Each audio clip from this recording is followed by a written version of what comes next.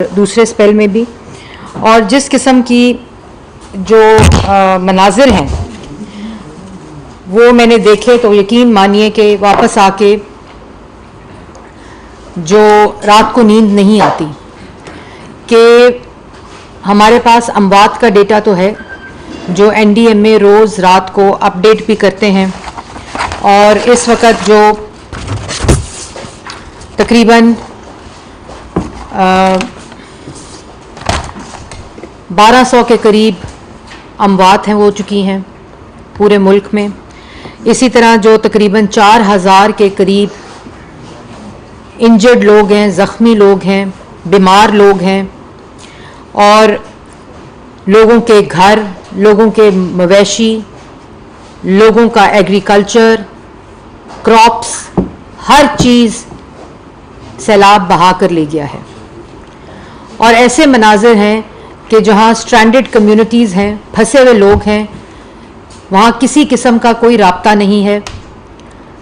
और जो मैंने आपको अमवात बताई तकरीबन 1200, इसमें तकरीबन 400 बच्चों की तादाद है जो जाँ बहक हुए हैं। और हर रोज़ ये एक एवॉल्विंग सिचुएशन है। जैसा कि आप जानते हैं कि जो क्लाइमेट चेंज है, मौसमी तब्दीली है, ये उसके असरात हैं। और पाकिस्तान जो है वो कार्बन एमिशन में लेस दैन 1% कंट्रीब्यूट करता है, लेकिन जो वल्नरेबिलिटी है क्लाइमेट चेंज की, मौसमी तब्दीली की, उसमें पूरी दुनिया में 10वें नंबर के ऊपर है। कि जो मौसमी तब्दीली के असरात से जो ममालिक इस वक्त गुज़र रहे हैं उसमें 10वां नंबर पाकिस्तान का है। और जैसा कि आपने देखा कि वज़ीर आज़म शहबाज शरीफ साहब जब ये पहला स्पेल आया उसी वक्त उन्होंने उन तमाम जगहों का, पहला बलूचिस्तान, उसके बाद सिंध का एरिया, फिर ऊपर नॉर्थ में ये सैलाब के जो है वो शिफ्ट हुई, मॉनसून शिफ्टिंग हुई, फ्लैश फ्लड्स हैं ये। और ये ऐसी मौसमी तब्दीली है कि आपने देखा कि आज इस दफ़ा पाकिस्तान में सबसे ज़्यादा इंटेंस हीट वेव भी थी। और इसी तरह ये ऐसी जगहों के ऊपर बारिशें हुई हैं और अनप्रेसिडेंटेड, मतलब जहाँ 25% अंदाज़ा किया जा रहा था वहाँ 400-450 से ज़्यादा % बारिश हुई है। और ये वो इलाके हैं जहाँ ट्रेडिशनली इस किस्म की बारिशें नहीं होती। तो ये वो तमाम हालात हैं जो इसमें इस वक्त मुल्क डूबा हुआ है।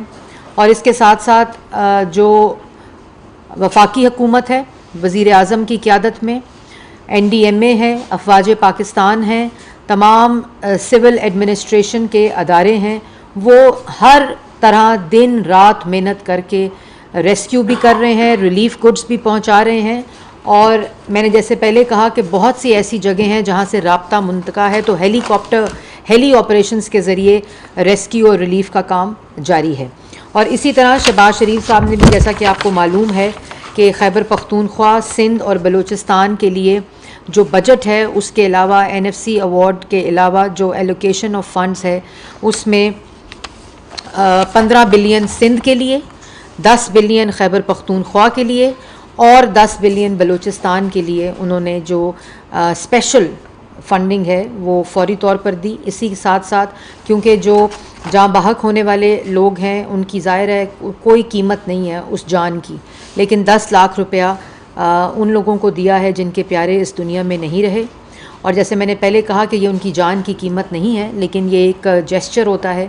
और इसके साथ साथ जो जिनके घर चले गए उसके लिए इस वक्त PDMA NDMA जॉइंट सर्वे करके उसका एस्टिमेट कर रहे हैं और उसके लिए 5 लाख रुपए मुख्तस किए गए हैं। और इसके अलावा आपको मालूम है कि घर और जानों का एस्टिमेट हर रोज़ जो है वो एक एवॉल्विंग सिचुएशन है, लेकिन इसके साथ साथ जो हेल्थ के मसाइल हैं, जो सेहत के मसाइल हैं इस वक्त, उसके ऊपर मेडिसिन्स और जो आपने देखा कि वज़ीर आज़म ने डोनर एजेंसीज़ का इजलास भी हेड किया, फिर एम्बेसडर्स का इजलास हेड किया। और मैं इसमें मीडिया का बिलखसूस पाकिस्तानी मीडिया का बहुत शुक्रिया अदा करना चाहती हूँ कि जैसे 2 हफ्ते से आप लोग फील्ड में हैं, आप लोगों ने FOCs चलाए हैं आगाही के लिए, प्राइम मिनिस्टर फ़ंड के लिए और रेस्क्यू और रिलीफ के लिए आपके जो स्पेशल ट्रांसमिशंस हैं, आपके रिपोर्टर्स और आपके एंकर्स मुझे मालूम है कि 2 हफ्ते से फील्ड के अंदर हैं।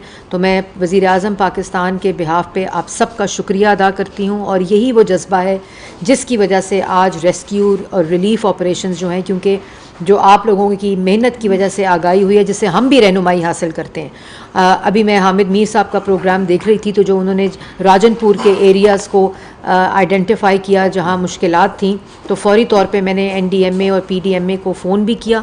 तो ये वही सिलसिला है जो हम मिलकर एक कौम बनकर हम लोगों की मदद कर सकते हैं। इसीलिए जो इमरजेंसी फ़ंड था, प्राइम मिनिस्टर ने फौरी तौर पे कि जहां भी एस्टिमेट्स हो रहे हैं, जहां भी सर्वेज़ हो रहे हैं, तो प्राइम मिनिस्टर ने फौरी तौर पर जो 25,000 रुपया BISP के डेटा के जो लोग BISP के अंदर रजिस्टर्ड हैं उनको इमरजेंसी कैश जो है वो 25,000 रुपया मुख्तस किया, जो अभी तक 6 लाख फैमिलीज़ को पहुंच चुका है और जो लगभग 15 अरब रुपए बनते हैं। लेकिन जैसे मैंने पहले कहा कि ये सिलसिला जारी है और ये BISP में जो रजिस्टर्ड लोग हैं वो एक ख़ास कैश इमरजेंसी कैश के ज़रिए जो 25,000 रुपया है, वज़ीर आज़म पाकिस्तान शहबाज शरीफ साहब ने इसको फौरी तौर पे यकीनी बनाया है। इसके साथ साथ शुरू होते ही स्पेल फर्स्ट जो था उसमें फौरी तौर पर 5 बिलियन 5 अरब रुपया NDMA को प्राइम मिनिस्टर ने डायरेक्शन दी और वो उनको फौरी तौर पर दे दिया गया। और उसके अलावा कल शहबाज शरीफ साहब वज़ीर आज़म पाकिस्तान ने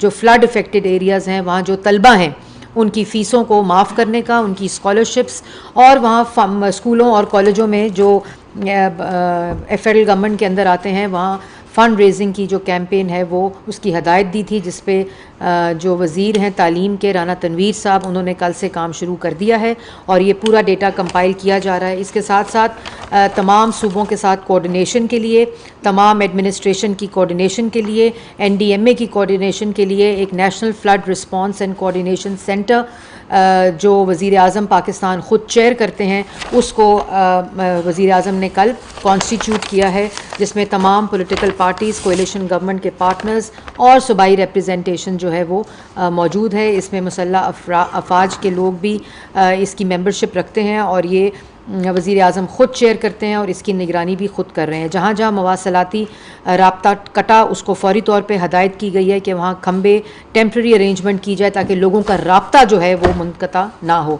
इसी तरह जहाँ सड़कों का कल हम कलाम गए, शहबाज शरीफ साहब वज़ीर आज़म ने फ़ौरन नोटिस लिया, जो कल सवात कलाम रोड है उसको फौरी तौर पर हंगामी बुनियादों के ऊपर रिपेयर करने का कहा और उसमें FWO की मदद से ये फौरी तौर पर जो इसका रिपेयर और मेंटेनेंस और बिलखसूस जहाँ सड़कें बिल्कुल टूट गई हैं उनको फौरी तौर पर हंगामी बुनियादों पर रिपेयर करने का वज़ीर आज़म शहबाज शरीफ साहब ने कहा है। इसी तरह बिजली जहाँ जहाँ कटी हुई थी, पावर की ट्रांसमिशंस, उसको भी फौरी तौर पर आपको मालूम है कि वज़ीर आज़म की हदायत पर खुर्रम दस्तगीर साहब जो बिजली के वज़ीर हैं वो कल वापस आए थे सिंध से। वहाँ जहाँ हम गए थे सक्खर वाला एरिया जो है वहाँ जो बिजली का प्रॉब्लम था उसको फ़िक्स करवा कर और उसके बाद कोयटा का जो इलाका है वहाँ, और आज वो खैबर पख्तूनख्वा गए हैं और वहाँ ये पूरी जो चीज़ें हैं वो हो रही हैं। तो ये तो, और इसके साथ साथ मैं तमाम इंटरनेशनल पार्टनर्स, तमाम डोनर एजेंसीज़, उनका भी शुक्रिया अदा करती हूँ। चाइना, टर्की, UAE,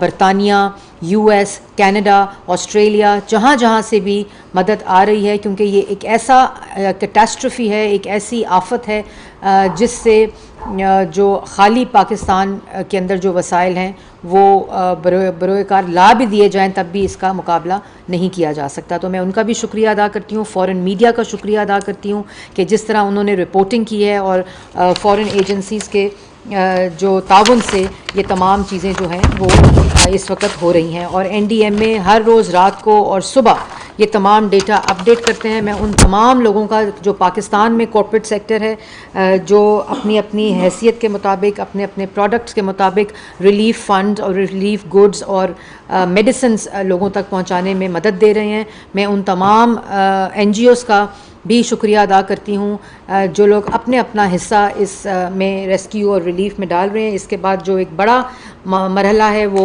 रिहैबिलिटेशन और रिकंस्ट्रक्शन का है, उसका प्लान भी जो एहसन इकबाल साहब की कमेटी है फ्लड रिस्पांस की, उसके ज़रिए काम शुरू हो चुका है और 1-2 दिन में रिहैबिलिटेशन और रिकंस्ट्रक्शन का पूरा प्लान जो है वो वज़ीर आज़म को पेश कर दिया जाएगा तमाम सूबों का।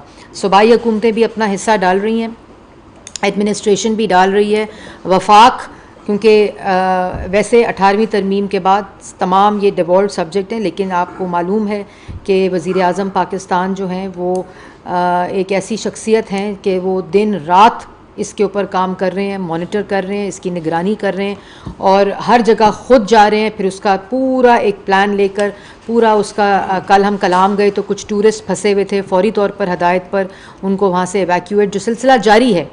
और मैं NDMA का भी बहुत शुक्रिया अदा करती हूँ कि जिस ऑर्गेनाइज तरीके से वो लोग काम कर रहे हैं। अफवाज पाकिस्तान के हमारे सिपाही इस वक्त फील्ड में हैं और रेस्क्यू रिलीफ रात पूरा ये ऑपरेशन जारी रहता है। अगर वेदर कंडीशन आपको परमिट करे पूरा दिन रेस्क्यू और रिलीफ हेली ऑपरेशंस जारी रहते हैं। तो सब इस वक्त कौम बन के इस जज्बे के साथ आपको मालूम है कि चीफ़ ऑफ आर्मी स्टाफ भी इस वक्त फील्ड में हैं और ये तमाम वो चीज़ें हैं जो सब कुछ। और मैं एक और बात भी बताऊं कि पाकिस्तान मुस्लिम लीग नून के कायद मोहम्मद नवाज शरीफ साहब ख़ुद ज़ाती तौर पर जो पाकिस्तान मुस्लिम लीग नून है इसके और हुकूमत के जितने ये रिलीफ के चीज़ें हैं वो ख़ुद इसकी निगरानी कर रहे हैं, हर रोज़ इसकी अपडेट लेते हैं, हर रोज़ इसके ऊपर अपना पूरा एक फ़ोकस के साथ ये चीज़ों को देख रहे हैं और मॉनिटर कर रहे हैं। इसके साथ साथ मैं ये ज़रूर कहना चाहती हूँ कि जैसे वज़ीर आज़म ने कहा कि ये सियासत का टाइम नहीं, ये तकसीम का टाइम नहीं, बल्कि ये यकजहती का वक्त है। इस वक्त कौम को हमारे सब के इत्तेहाद, यकजहती और हम सब की फ़िक्र की ज़रूरत है। और मैं आपको जैसे बता रही थी कि जितनी मुश्किल में इस वक्त लोग हैं, मैं रोज़ जाकर देखती हूँ और मैं ज़रूर ये कहूँगी कि इमरान खान साहब जो कि आज सरगोदा में जलसे से ख़िताब कर रहे थे, ज़रूर ख़िताब करें, क्योंकि जैसे मैंने पहले कहा कि अल्लाह ताला की तौफ़ीक की बात होती है कि कोई मदद कर रहा होता है और कोई इसी तरह भटक रहा होता है, तो हम उनकी हिदायत की दुआ भी करते हैं। और आज जिस वक्त इत्तेहाद की ज़रूरत है, खैबर पख्तूनख्वा में उनकी हुकूमत है, पंजाब में उनकी हुकूमत है। पंजाब हुकूमत अगर उनके जलसे कराएगी तो पंजाब के लोगों को रिलीफ कौन देगा, पंजाब के लोगों को रेस्क्यू कौन करेगा, पंजाब के लोगों को कौन देखेगा कि कहाँ उनको टेंट मिले हैं, कहाँ उनको खाना मिला है, कहाँ उनको दवाई मिली है, कहाँ उनका रेस्क्यू हो रहा है, कहाँ उनका रिलीफ हो रहा है, अगर पूरी हुकूमत इमरान खान साहब के जलसे कराने में लगी रहेगी। और हमने बार बार दरख्वास्त की थी कि सियासत और वक्त में कर ली जाएगी, इस वक्त मुल्क में सियासत की ज़रूरत नहीं है। लेकिन जैसे मैंने पहले कहा कि वो बाज आने वाली चीज़ों में नहीं है। आज भी खड़े होकर वही झूठ, वही इल्ज़ाम, वही बहतान, सब वही बहतानबाजी करते रहे। और अब इमरान खान साहब, आप बहतानबाजी इसलिए नहीं कर सकते कि 4 साल आपकी हुकूमत थी, आज भी खैबर पख्तूनख्वा में आपकी हुकूमत है, पंजाब में आपकी हुकूमत है, तो आपके पास 4 साल का वक्त था। जिनको आप चोर कहते रहे, जिनको आप डाकू कहते रहे, वो 4 साल पहले भी मुल्क की खिदमत कर रहे थे और वो आज भी मुल्क की खिदमत कर रहे हैं। वो कल भी मुल्क को तरक्की और आवाम को रोज़गार दे रहे थे, वो आज भी मुल्क की मईशत को ठीक करने में लगे हैं, जिस मुल्क की मईशत के साथ दुश्मनी आपने की। और 4 साल जिस तरह मईशत को तबाह किया, नो कॉन्फिडेंस के वक्त जो बारूदी सुरंगें बिछाई मईशत को तबाह करने के लिए, IMF के प्रोग्राम जो इमरान खान साहब का ख़ुद का IMF का प्रोग्राम है, और ये तमाम कंडीशंस जो नेगोशिएटेड हैं ये इनकी हुकूमत की और इमरान खान साहब की नेगोशिएटेड कंडीशंस हैं, जिसका खमियाजा आज पाकिस्तान की आवाम भुगत रही है। हमने उन ख़तरनाक और उन मुश्किल कंडीशंस के बावजूद ये बजट भी दिया था जो दिया, और उसी वजह से ये जो तमाम हमारा फोकस था इकोनॉमिक स्टेबिलिटी का वो हम लेकर आए। और जब उनको खबर मिल गई कि IMF का प्रोग्राम जो है वो अप्रूव होने जा रहा है, उससे 2 दिन पहले शौकत तरीन साहब कॉल करते हैं फाइनेंस मिनिस्टर पंजाब को और फाइनेंस मिनिस्टर KBK को और कहते हैं कि IMF के प्रोग्राम में अदम एतमाद कर दो पंजाब की तरफ से और खैबर पख्तूनख्वा। ये मुल्क दुश्मनी नहीं तो और क्या है।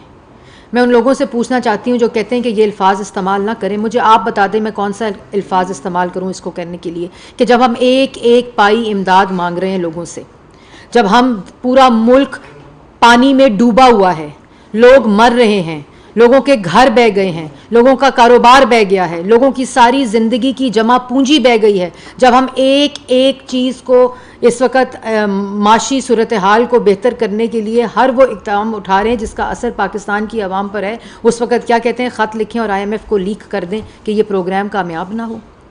मतलब ये अगर मुल्क दुश्मनी नहीं है, अगर ये मुल्क के ख़िलाफ़ साजिश नहीं है तो और क्या है।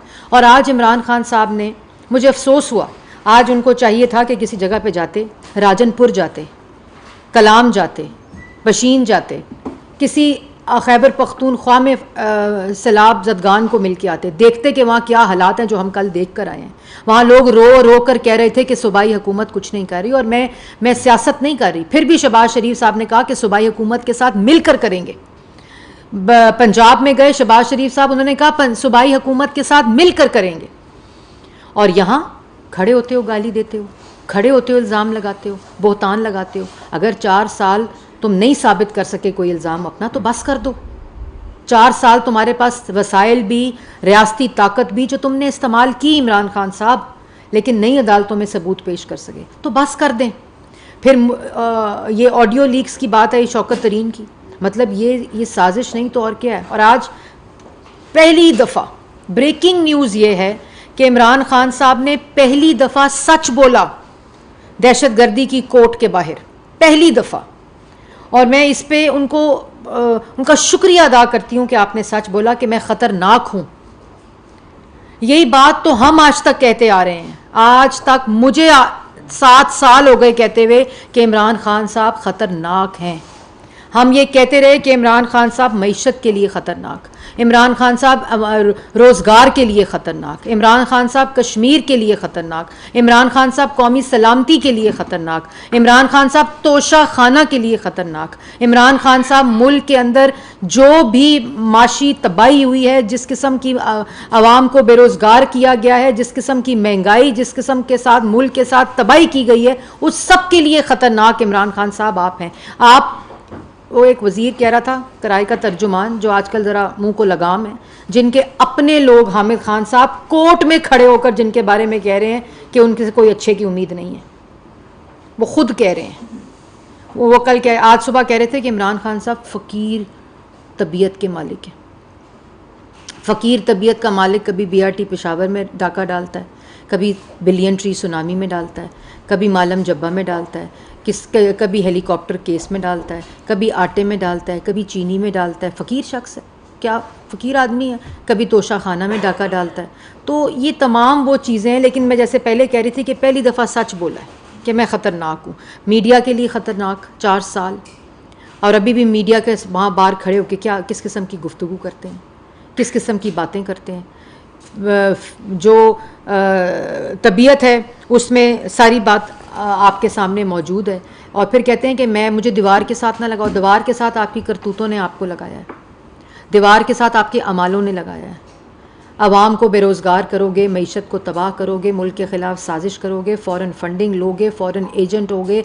2 अकाउंट्स, 2 पाकिस्तान तहरीक इंसाफ के अकाउंट जिसके खुलने के जो अकाउंट के हैं उसमें इमरान खान साहब के दस्तखत हैं। वहाँ 2013 में मार्च में 2 दफ़ा इमरान खान साहब ने 80 लाख रुपया विड्रॉ कराया पार्टी के अकाउंट से, अपने दस्तखतों से, अपने चेक्स के ज़रिए, पर्सनल यूज़ के लिए।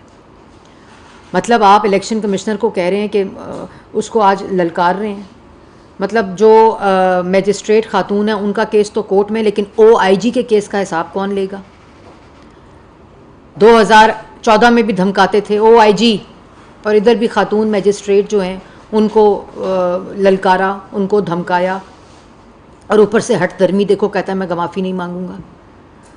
मतलब ये एक शख्स है जो मैकियावेलियन है, फाशिस्ट है, ख़ुद कह रहा है मैं ख़तरनाक हूँ, एतराफ़ कर रहा है मैं ख़तरनाक हूँ, कह रहा है कि मैं ख़तरनाक हूँ। और मैंने एप्लीकेशन डाल दी है खैबर बैंक में और पंजाब बैंक में, सुबह डेटा भी आ जाएगा कि कितने पैसे जमा हो गए हैं। 2010 में भी आए थे पैसे, सैलाब के लिए आए थे, घर बना कर देने थे। बनी गाला का घर बन गया, ज़मान पाक का घर बन गया, रेनोवेट हो गया, ज़मीनें ख़रीद ली गई जो कहा मैंने इनहेरिट की हैं, फ़ौरन फंडिंग हो गई। तो ये तमाम चीज़ें आवाम को समझनी चाहिए, और खुदारा खैबर पख्तूनख्वा जाएँ, पंजाब जाएं, वहाँ जाकर लोगों को देखें।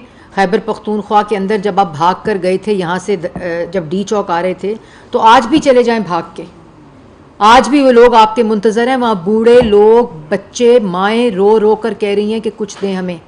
आज पंजाब के अंदर जाकर देखें, आपकी हुकूमत है, बस कर दें जल्द से, ये इल्ज़ाम तराशी बस कर दें। करेंगे सियासत, मिलकर करेंगे सियासत, लेकिन ये सैलाब के जो असरात हैं उसको गुजरने दें, लोगों को खड़ा होने दें, लोगों को वापस बहाल होने दें उनकी ज़िंदगियाँ, उसके बाद ये सियासत करें, उसके बाद ये तमाम चीज़ें करें। मेरे पास कहने को बहुत कुछ था और बहुत कुछ है, लेकिन मैं उस तरफ जाना नहीं चाहती। आज हमें यकजहती की ज़रूरत है, इत्तेहाद की ज़रूरत है, आज आपके लोगों को आपकी ज़रूरत है। और ये जलसे, ये तमाम चीज़ें, इनको बस कर दें। अब ये इल्ज़ाम भी लगाने बस कर दें। जिनको चोर कहते थे, जिनके ऊपर कोई इल्ज़ाम साबित नहीं कर सके, आज वो लोगों के साथ खड़े उनकी खिदमत कर रहे हैं। वही गुफ्तगू जरदारी साहब के बारे में, वही गुफ्तगू शहबाज शरीफ के बारे में, वही गुफ्तगू नवाज शरीफ के बारे में 4 साल, पिछले 20 साल से करते जा रहे हैं। आज बस कर दें। कोई इल्ज़ाम साबित आपसे नहीं हो सका, क्योंकि सब कुछ झूठ के ऊपर मबनी था। इसलिए आज आवाम को हमारी ज़रूरत है। आज आपके इल्ज़ाम, आपकी तकसीम, आपके नफ़रत, आपका इंतशार आवाम को मज़ीद तकसीम करेगा। इसलिए ये काम ना करें।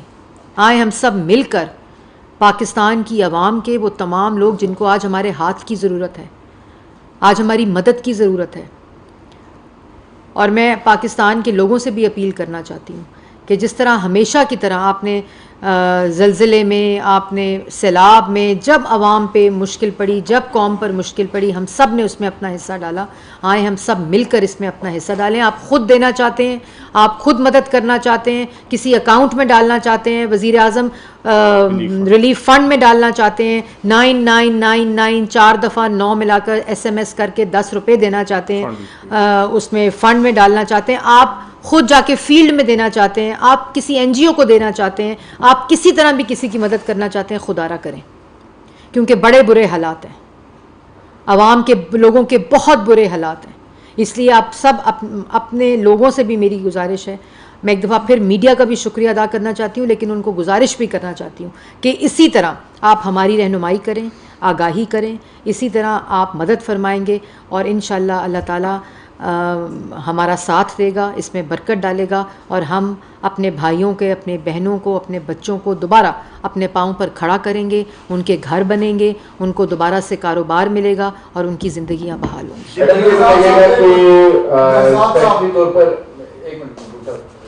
एक बात और, डायमंड की बात भी हुई थी, सवाल हुआ था, उन्होंने कहा था कि कोई बड़ी बात करो, डायमंड के हवाले से जो साथी ने बात की थी तो उस पर भी ज़रा बताइएगा।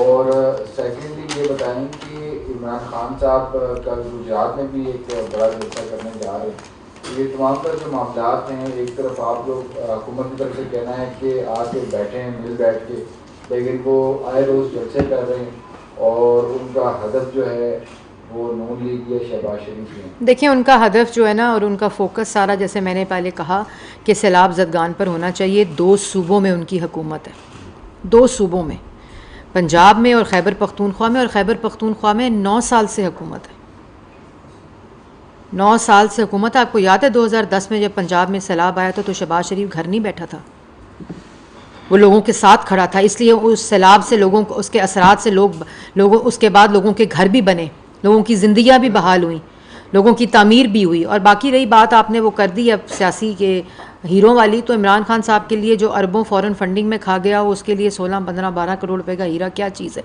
और जैसे आज कमाल जुमला बोला परवेज़ रशीद साहब में कि जो पानी भी मुफ्त का पीता हो उसको हीरों से क्या वाकई छोटी चीज़ लगेगा, और क्या होगा। जी, जिन जिन मुल्कों ने इमदाद अब तक भेजी है, थोड़ी सी डिटेल उनकी भी बता दें, उनके हवाले से जो ग्रांट आई है और सामान के साथ डिटेल हमारे पास आ गई है। दूसरा, जितनी आफत आई हुई है, आप सजेस्ट करेंगे एज ए वर्कर की जो ज़िमनी इलेक्शन हो रहे हैं वो भी इन दीज सर्कमस्टांसेस मुलतवी होने चाहिए। सिंध में भी बल्दियाती इलेक्शन हमारा जी इस वक्त कंसल्टेशन इस पे जारी है, और जैसे मैंने पहले कहा कि इस वक्त इत्तेहाद की ज़रूरत है, तकसीम की ज़रूरत नहीं है और यकजहती की ज़रूरत है। तो उस पे हमारी कंसल्टेशन कोalition गवर्नमेंट के साथ जारी है। जो भी फैसला होगा इकट्ठा होगा। जो इंटरनेशनल पार्टनर्स एड है ये मेरे पास तमाम तफसील मुल्कों के हिसाब से है, जिसमें UAE है, UN है, ऑस्ट्रेलिया है, चाइना है, EU है, टर्की है, वर्ल्ड बैंक है, वर्ल्ड फूड प्रोग्राम है, Asian Development Bank, UK Aid है, International Federation of Red Cross and Red Crescent है, USA, UK, EU, Saudi Arabia, UAE और टर्की। इसकी तमाम जो जहाँ से एड आई है ये पेपर मैं आपको दे देती हूँ। कतर है, ऑस्ट्रेलिया है, चाइना है, जापान है, कुवैत है, साउथ कोरिया है, जर्मनी है, बहरीन है, फ्रांस है, ओमान है। तो ये तमाम मैं आपको इसके ये तफसील आपको दे देती हूँ। जो भी आपको इन्फॉर्मेशन चाहिए वो इसमें दर्ज है। मैडम ये बताइएगा कि इस वक्त ना सिर्फ इंटरनेशनल कम्युनिटी बल्कि पाकिस्तान से भी फंडिंग हो रही है, तो आपने देखा कि साबिक़ हुक्मरान जमात के कुछ अरकान की जानिब से इंटरनेशनल मीडिया पर फंडिंग के इस्तेमाल के हवाले से तहफ़्फ़ुज़ात का इज़हार किया गया और करप्शन का भी इल्ज़ाम आयद कर दिया गया। ऐसी सिचुएशन में आप नहीं समझते कि जितनी भी फंडिंग, जिस तरह बिलावल भुट्टो के हवाले से भी एक फिगर सामने आई कि 30 अरब रुपये UN ममालिक से जो है वो इकट्ठे हुए हैं, तो कोई ऐसा जो एक वेब पोर्टल है जिसमें तमाम जो ट्रांसपेरेंसी के लिए आपकी तमाम जितनी भी अमाउंट है वो शो हो रही होगी, और दूसरा है कि किस तरह ट्रांसपेरेंसी को यकीनी बनाएंगे। देखिए ये बड़ा अच्छा आपने सवाल किया। इसके ऊपर आपको मालूम है कि आज से 3 दिन पहले शहबाज शरीफ साहब ने बिल्कुल वाज़िया तौर पे कहा कि एक पैसा जो है वो आवाम की अमानत है और वो बिल्कुल ट्रांसपेरेंट शफाफियत के साथ उसको ख़र्च किया जाएगा। पब्लिक इंफॉर्मेशन है। इसको हम ये कोई इस तरह का सिस्टम कर रहे हैं कि हम इसको पब्लिक इंफॉर्मेशन कर दिया जाए ताकि जो पैसा आ रहा है, जहाँ जहाँ ख़र्च हो रहा है वो आवाम को बताया जाए। इसी तरह जो पैसा खैबर बैंक और पंजाब बैंक में जो भी पैसा आया है, जिसके ऐलानात हुए हैं, वो पैसा भी, उसकी भी ट्रांसपेरेंसी इंश्योर करना हमारा फ़र्ज़ है। और वो एक रुपया जहाँ जहाँ जाएगा, हम उनकी तरह नहीं है कि हम कहें कि आप इनको पैसे ना दें, क्योंकि ट्रैक रिकॉर्ड तो यही है कि चैरिटी का पैसा भी सियासत में लग गया, पॉलिटिकल पार्टी पे लग गया, फ्लड्स के पैसे भी लग गए, ओवरसीज़ की चैरिटी भी लग गई, वूटॉन क्रिकेट जो था फंड रेजिंग चैरिटी की, वो भी वहाँ से पर्सनल अकाउंट से विड्रॉल इमरान खान साहब और इनके ओहदेदारान ने किया। तो हम इस वक्त सियासत नहीं कर रहे, और ये सियासत नहीं है, ये फैक्ट्स हैं जो फॉरेन फंडिंग केस में इलेक्शन कमीशन ने अपने फैसले में दर्ज किए हैं। तो लेकिन ये छोटे जहनीत के लोग हैं, छोटे ज़र्फ़ के लोग हैं, और लेकिन जैसे मैंने पहले कहा कि ये काम ना करें, आवाम को इसकी मदद इस वक्त करें। और जिस तरह ये तमाम पैसे इकट्ठे हो रहे हैं, जो मुस्तहिक अफराद हैं उनको एक पाई जो है उनकी अमानत समझकर उन तक पहुंचाई जाएगी। आप पीछे क्यों बैठे हुए हैं? देर से आए मेरा लगता है।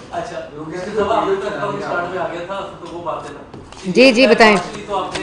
मैं जो सवाल पूछना चाह रहा था, फिर भी दोबारा मैं दोहराता हूँ कि एक टेलीथॉन हुई प्राइवेट, उसमें कहा गया जी 5 बिलियन जो है वो आ गया है, जबकि स्टेट बैंक की तरफ से ऐसा कोई भी तस्दीक नहीं हुई। तो कुछ हज़ार की बात, वो तो इमरान खान साहब ने, नवीद भाई, वो तो इमरान खान साहब ने खुद कह दिया कि वो ऐलानात हुए हैं।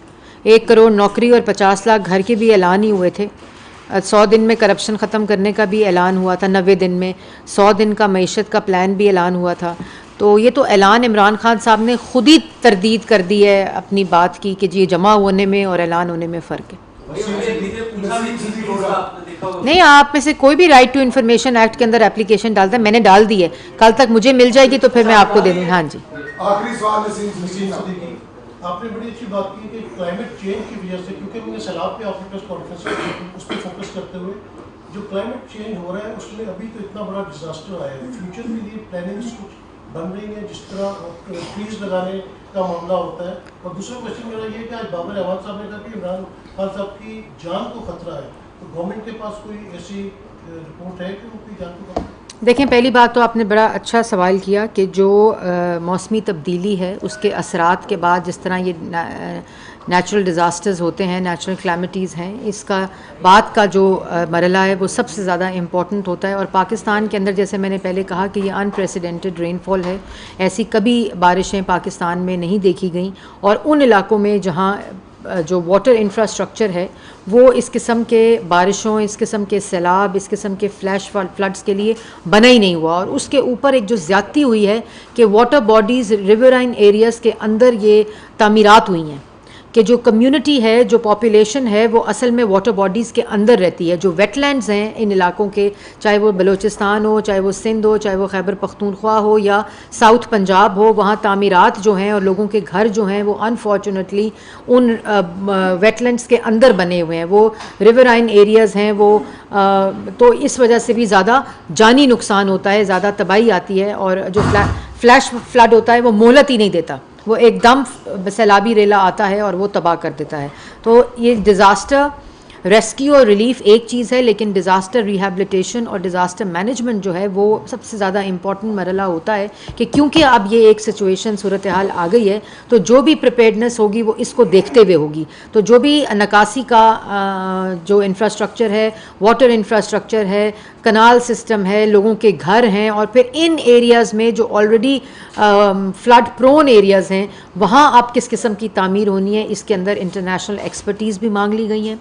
और बहुत से ऐसे ममालिक हैं जिन्होंने इन चीज़ों को रीहैब और रिकन्स्ट्रक्शन की है, तो उनसे भी हमने मांगी है कि वो अपनी एक्सपर्टीज़ और अपने एक्सपीरियंस के ज़रिए हमें वो तमाम चीज़ें की से मदद करें जो हम इस रिहैबिलिटेशन और रिकन्स्ट्रक्शन के मरले में वो तमाम चीज़ें इन प्लेस ला सकें ताकि आइंदा इस किस्म का तो जो सैलाब है वो अल्लाह ना करे कि दोबारा ऐसा कभी भी ऐसी चीज़ ना हो, लेकिन हमें प्रिपेयर्ड रहना चाहिए।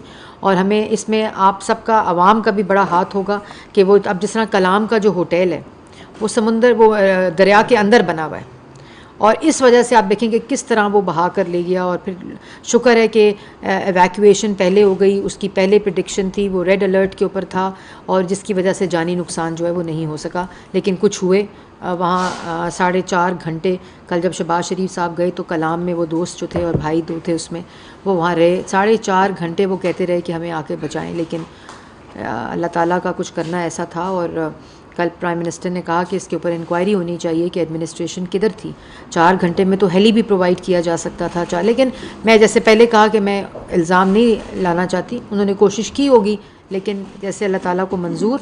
तो ये तमाम चीज़ें हम देख कर अब इस वक्त जो रिहैबिलिटेशन और रिकन्स्ट्रक्शन का पूरा इंतज़ाम है वो इन्हीं हक़ाइक़ को देख कर किया जा रहा है।